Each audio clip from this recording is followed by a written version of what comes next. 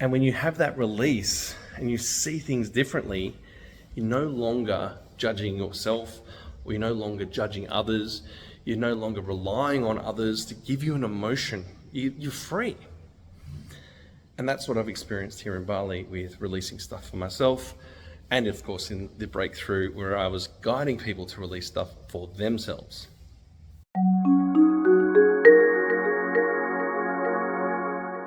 So that's something I'd like to think about for yourself. What's in your database that's generating your outcome? And there's lots of different processes. And of course you could do all of because here in Bali, there's all sorts of yoga and meditation.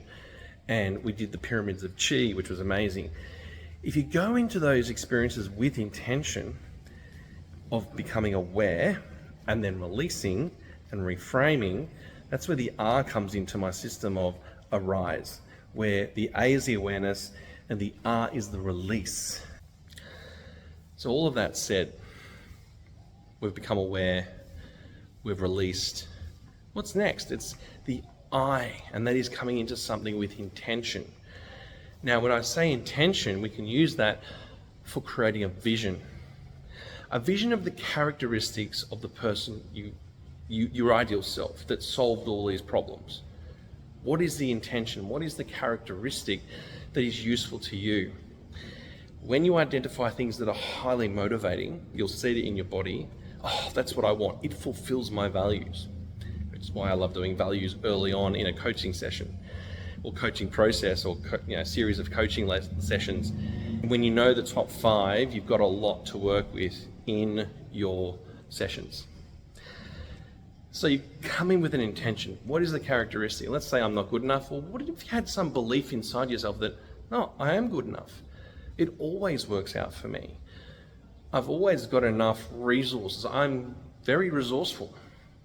These are interesting things to say to yourself, because then we can measure your environments. We can measure your habits and your behaviors. We can measure your skills and capabilities.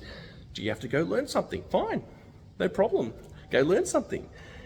Whatever that might be, there's a lot you can do to build into your mind these things which will fire off and make it easier to take the small actions, right? So you don't have to be, a rocket scientist. You can just be doing simple daily actions because they add up so quickly when you do it every day, whatever it is you're trying to do in your life.